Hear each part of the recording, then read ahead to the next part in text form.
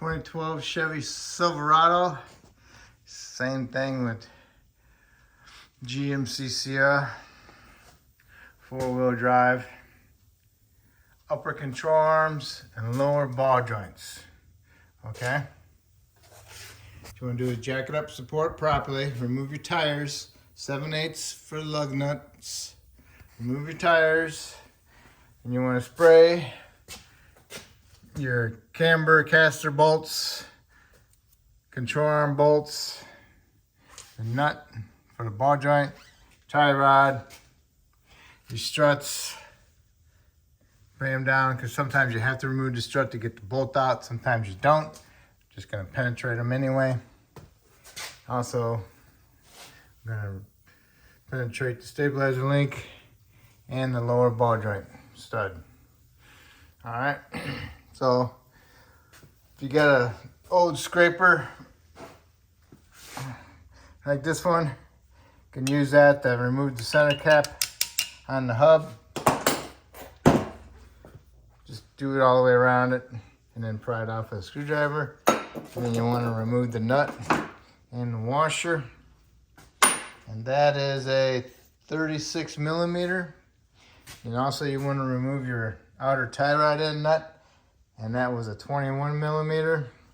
And then you want to hit your knuckle with the mini sledge to break the taper loose on the tie rod end. The reason why I take this off is so I can move this back and forth. And because you want to remove your caliper bracket, get your rotor off, just to remove some of that weight. Okay. Next, we want to do is remove the caliper. Have to remove the caliper slide nut bolts. Slide bolts are 19. Caliper bracket bolts are 18. Okay, there's 2 caliper mount bolts. One here and one there, and they're 19. Same thing with the caliper bracket. There's one there and one down there. But once you get the bolts off for the caliper, then you can pry the caliper off with a flat blade screwdriver. Just because, be careful, because sometimes there's little tabs sticking up on the inner pads as well, and they might damage the pistons. So just be careful. So when you pry it up a little bit, you get it out far enough, then you can stick your screwdriver in there and pry against the caliper to push the pistons in a little bit. When you're trying to remove your caliper bolts and the caliper slides are spinning on you, put a pair of needle nose vice grips on them to hold them. Or if you got a wrench to fit in there, that's fine too. All right, so I got my bolts out. Give me a little screwdriver in there, tie up against it. Feels like they're coming pretty good. So they come right off. So now what you want to do is you want to get something to hang them on. But also there's also a bracket right here.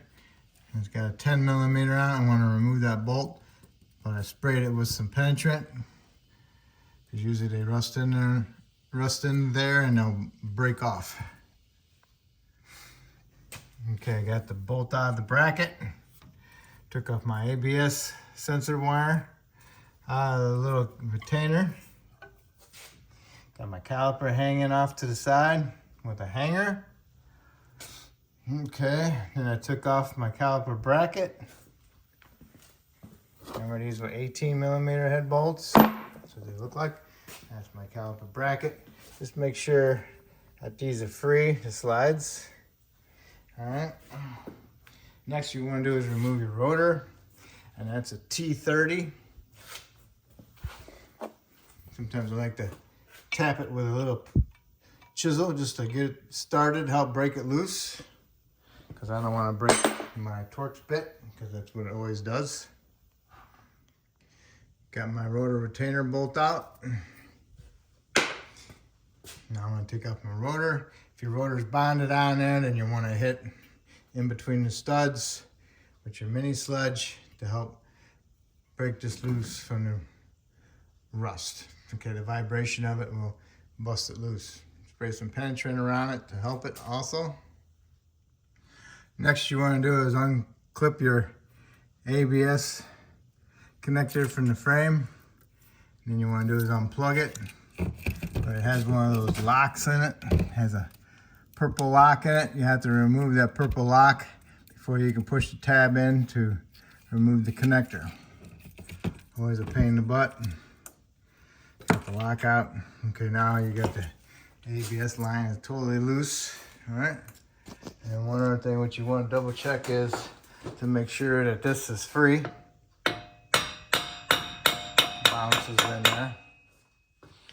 That's good because you want that to be free, not frozen. Then you want to loosen up your upper ball joint nut and just put it on with a couple threads with your finger. Get your ABS line out of the way and hit it with a hammer. Whatever side you can swing the best at. You want to break the taper like that. You want it to keep together, otherwise it's going to go boop. So now you can push it down and you with a pry bar, and you can take the nut off and release the tension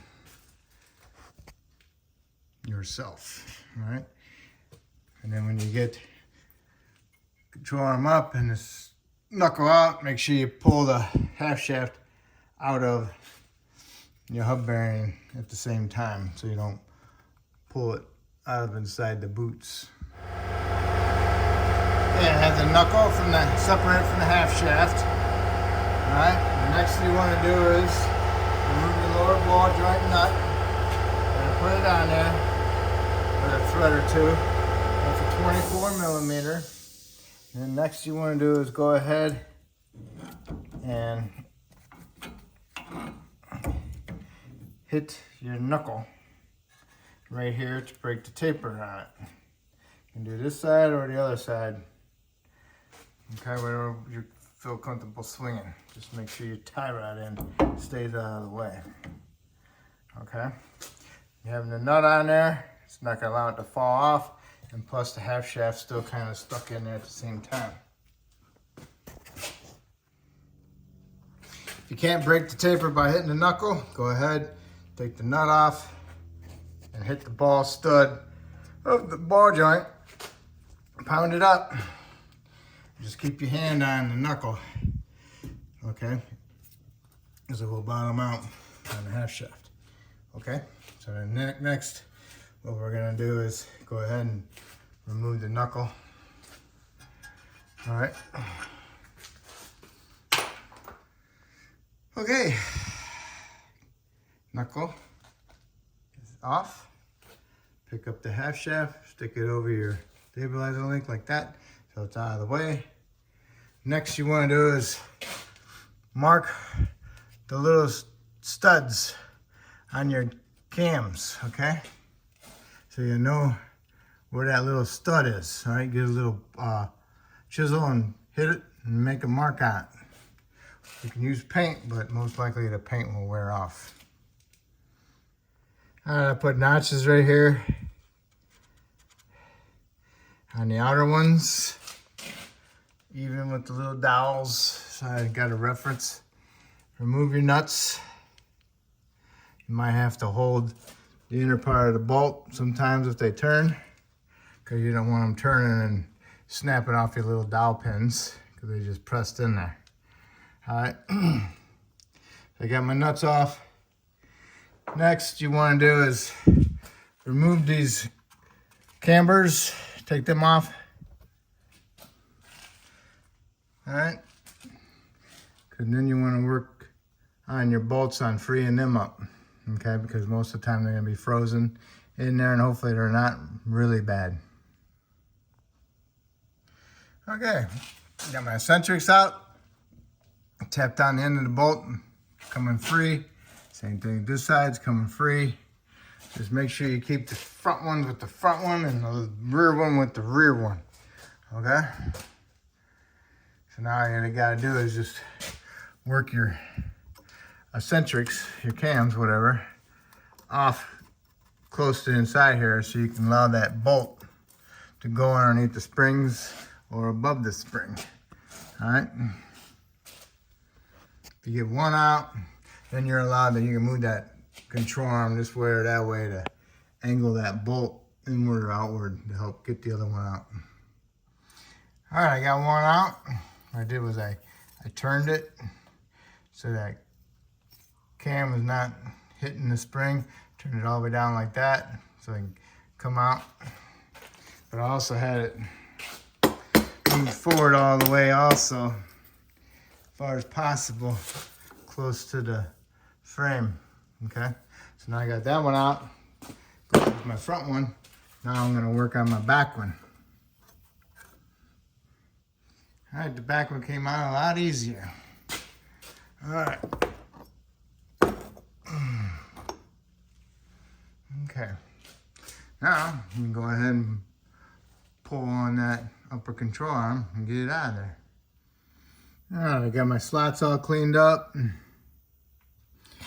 Got my bolts, centrics cleaned up. Put some anti-seize on them. Got my right side control arm. Put some anti-seize inside the holes for the bolts. My other bolt cleaned up, some anti-seize on them. So now I'm gonna stick my control arm in there and I'm gonna start my back bolt first.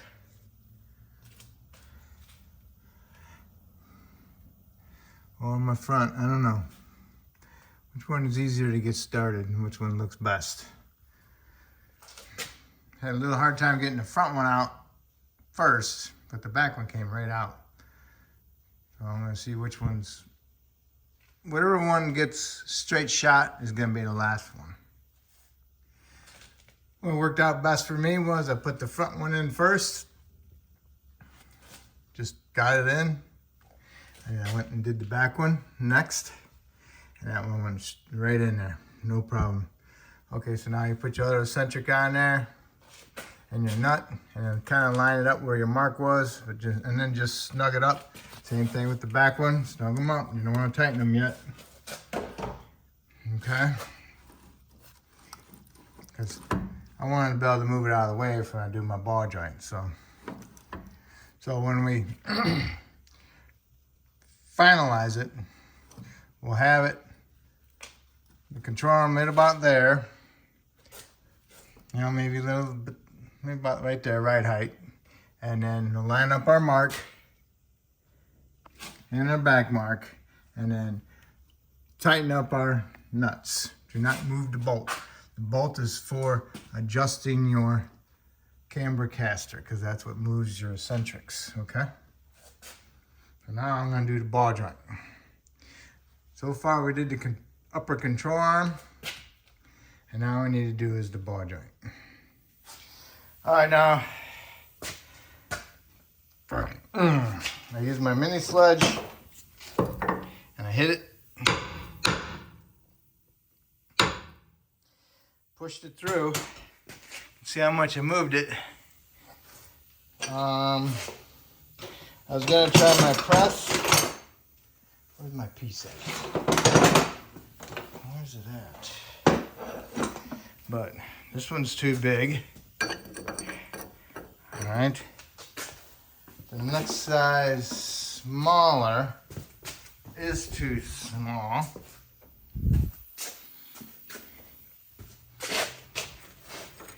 All right. So I moved with my sledgehammer. They have one of these that is like half of it. That might work on that. But there's not enough to grab. You're only grabbing from here to there. So this much you're not grabbing. So, but there is one in those kits, and I don't feel like pulling my kit out. So I'll give me another hammer. Put this one on top. And I'll hit that with my mini sledge. And then I'll push it through. Because you don't want to be hitting this with this sledgehammer and damaging your control arm. And then making the new ball joint hard to go in. Okie dokie, there it is. All right. Now we'll clean that up. Put a little bit of anti-seize in it, and then we'll get our new ball joint and press it in. Here's my new ball joint. Greaser hole. Paint market. Usually factory ones went over here. to the rear. I don't like that in the rear. I want to do it in the front. I'm going to point it towards that round circle right here. See how that works out. Next you need to do is find the tools that's going to fit. That one's going to fit. Goes down there like that. And you need to push up against the control arm, so you use that. Alright, I had to use this little one just to get it started because my clamp is not big enough to go over everything. So I just get it started. I got it pushed in about halfway. So now I can't keep on going because it's going to bottom out inside there. So next I'm going to do is take it apart and put my other spacer in there. Okay, this is the one I started out with. It bottomed out inside here, so now I have to get a bigger spacer so I can finish tightening it up. Alright, there it is. Bottomed out, no gap in there. Lined up. So now I gotta put my grease zerk in there. Remove my boot protector.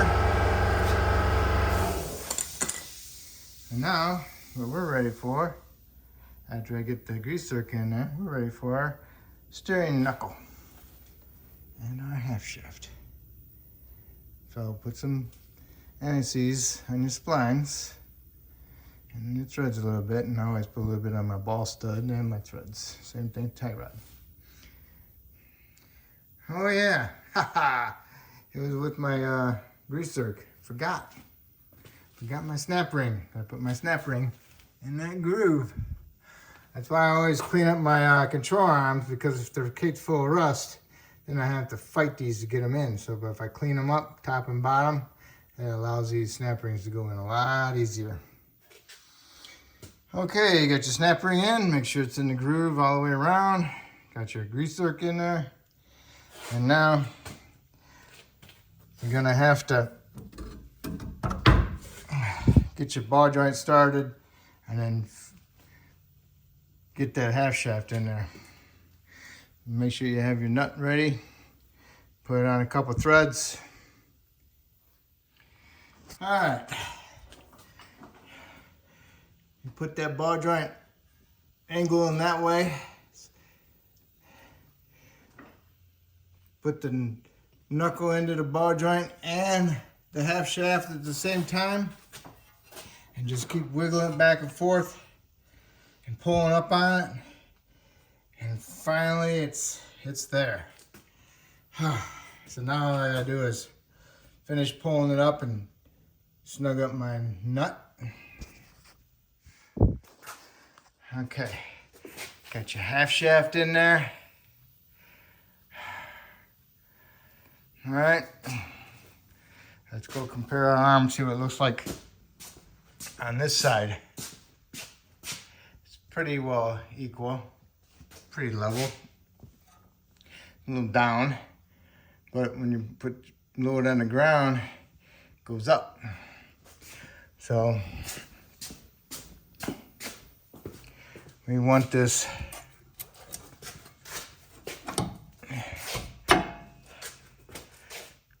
level. So it's almost level.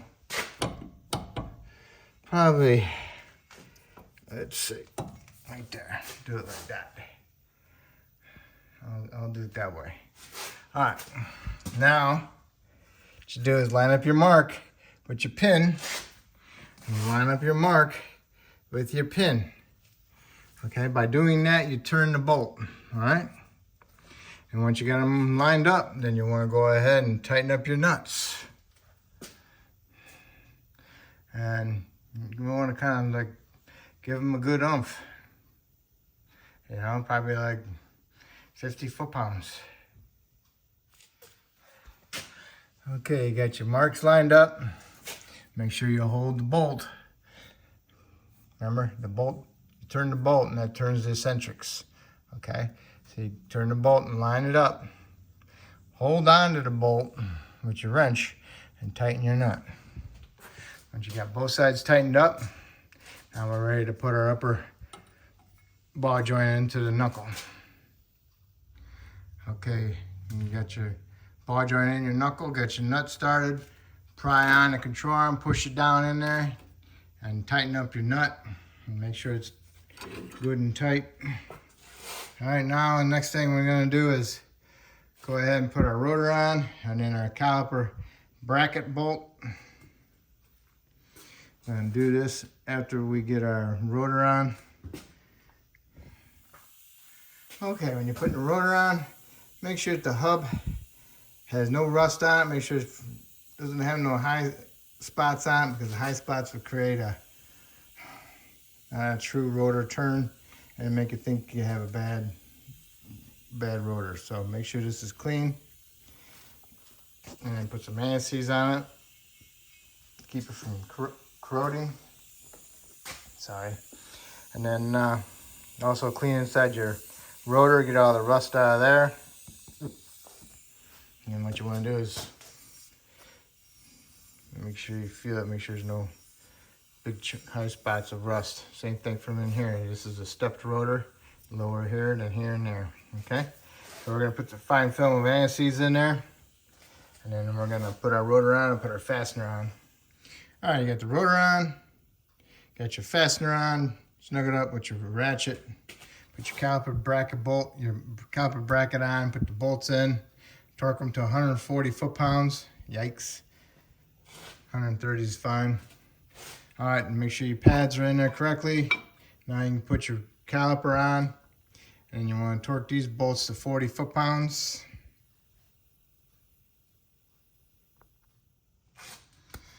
Caliper bolts are tight, remember 40 foot-pounds.